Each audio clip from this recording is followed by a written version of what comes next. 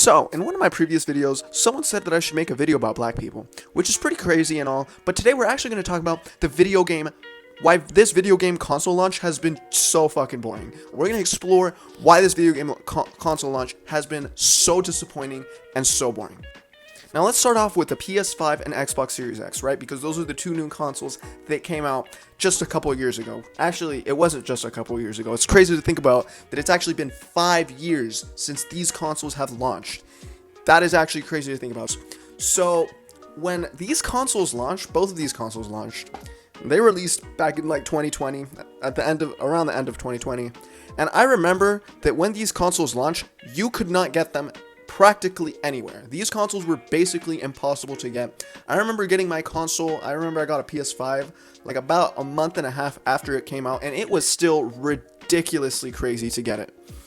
I remember I went to Target, I went on the internet on Target, on the website, to get the console, and if you weren't on the website within I'm not even joking, within less than 2 minutes of them restocking on the website, you were not going to get your console. There's a very big reason why this console was so difficult to get. Number one, I believe there was like a chip shortage or some shit like that, which is why these consoles were so hard to get. And second of all, the scalpers made it insanely difficult. You know the little reCAPTCHA "Are you a robot" thing? Yeah. One of the things that's supposed to stop is online scalpers, because those scalpers use bots, and bots are obviously way quicker than a human ever is at purchasing, right? Like, the bot will instantly purchase the console. Meanwhile, you have to manually click every button, add to cart, and then, head to the checkout and purchase. The bot would just do that instantly. And when it did that instantly, you wouldn't have the console. Go on eBay around that time. I swear, everyone was selling those consoles for like $1,500. I had a friend tell me that he got his console for $1,000. I'm like, bro, I don't know how the fuck I got it, but I refused to pay the scalpers, and I managed to get my console at MSRP for $500. I got the disc version because who wants the digital? I don't understand why people get the digital version. You can share the games, you can buy the games used.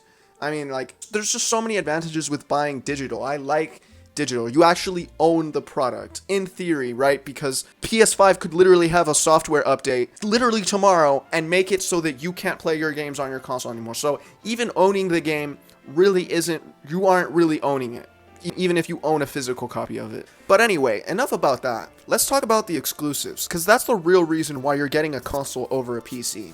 But guess what? There aren't really any exclusives. This is another reason why this console generation has been so lackluster and so boring. There are no exclusives, and I mean literally no exclusives. I'm gonna put a screen, a list that shows all the PS4 exclusives that have come out and all the PS5 exclusives that have come out in the exact same time frame. Tell me which one has better exclusives. Obviously, the PS4. The PS4 had way more exclusives, and Sony now I guess they don't like releasing exclusive games anymore. I guess maybe they just don't like money. I don't know.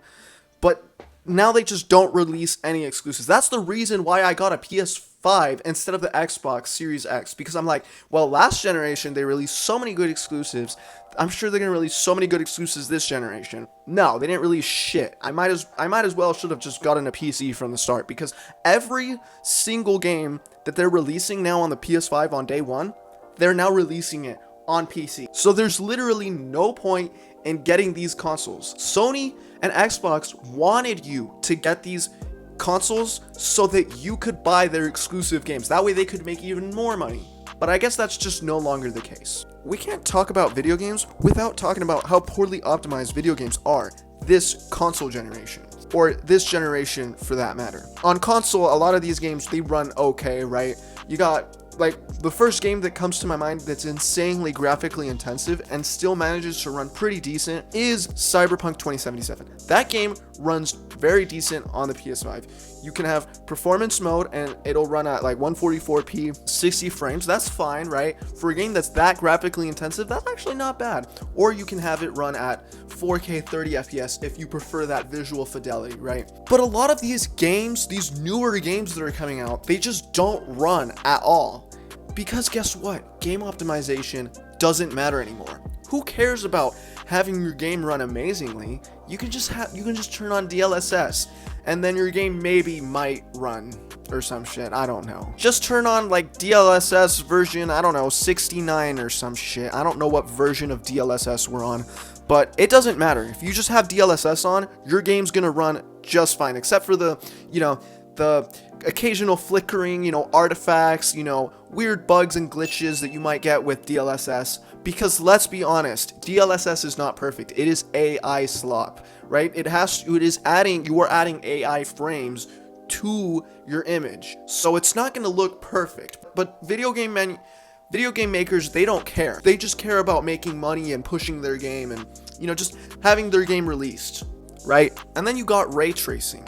Instead of actually focusing on rasterization techniques to make your game look as beautiful as possible, it doesn't matter. Just turn on ray tracing and you're gonna get perfect reflections in real time and your game's just gonna run amazing. Except for the huge dip in frame rate that's going to happen when you turn on very advanced ray tracing like path tracing. If you have path tracing on your video game on, your game's just not gonna run. I have a 5070 Ti, pretty beefy piece, a GPU, right? It's like an $800 GPU, and if I don't have DLSS on, my game's only gonna run at like 27 frames per second. I kid you not. I need that DLSS. DLSS is great, but when you have these high-end GPUs using DLSS, it's like, why? It's like you feel cheated, because it's like your top-of-the-line GPU should be able to run this game, but it somehow doesn't. But yeah, back to the ray tracing. I think ray tracing gets a bad rep. Sure, on some games you can't really notice the difference. The first game that comes to my mind is Modern Warfare 2019. I remember they were really trying to push that whole like ray tracing thing because it was kind of new at that time. And I remember they would showcase the difference between ray tracing on and ray tracing off. The game literally looked, because the lighting was so good in that game, the game literally looked worse with ray tracing on. Okay, so I think that's where the bad rep of like DLSS came, or not DLSS, ray tracing came from, right? Everyone's shitting on ray tracing because some games just literally look worse or look exactly the same with ray tracing on versus it off. Just maybe the better reflection on like a fucking puddle that's like 10 miles away or some shit, I don't know. But look, ray tracing doesn't have to give you a big dip in frame rate and like look like shit or whatever, right? I think Minecraft is a great example of a game with ray tracing that actually benefits from ray tracing. With ray tracing, you have ray tracing off and then you turn it on, and it's like it looks like two completely different games. With ray tracing on, Minecraft looks beautiful. This is exactly why I personally prefer playing Minecraft on Bedrock version on my PC, because number one, it just runs way better. You can have sodium on Minecraft and you'll get better frame rate, but for the most part it still kind of runs like shit. You need to download a whole list of mods to get your game to run decently well. But if you're playing on Bedrock, your game's gonna run a-okay. It's gonna run perfect. I have ray tracing turned on and I can get like at least 50 frames on. I have to have a lot of DLSS turned on, but I don't really care because my game just looks great with ray tracing. It just looks so good with ray tracing and I love it. But I can't finish this video off without talking about Call of Duty. The new Call of Duty just fucking sucks. Black Ops 6 absolutely sucks. I think you already knew that. I didn't have to tell you that. Like, it's just like there's so many things that I just don't like about this game. I think the biggest thing that I don't like about this game are the maps. The maps absolutely suck. They're too non-linear, which makes it so that as soon as you spawn in, you get killed by like 10 different people from 10 different angles. It literally feels so unfair. Now, I'm not saying the maps have to be as linear as possible, like, like World War II. I remember when COD World War II came out, like I believe it came out in 2017. Yeah, that one. The maps were so ridiculously linear and I hated that, right? It just doesn't feel fun when the maps are linear. But you don't have to make them so non-linear to the point where people are attacking you from 10 different angles. You need to strike a balance. I feel like in order to make a good Call of Duty map, you need to strike a balance between linearity and non-linearity, right? If the maps are too linear, they're just gonna feel boring. If the maps are too non-linear, there's gonna be too much chaos and commotion, and people are gonna be killing you from way too many angles, and you're gonna encounter the problem that you're encountering, like in Black Ops 6. right? I think that's pretty obvious in my opinion. I don't know about you, but I for sure am not playing Black Ops 7. Like, I just don't care about Call of Duty. I'm not the one to play every new game that comes out, okay? I actually like touching grass.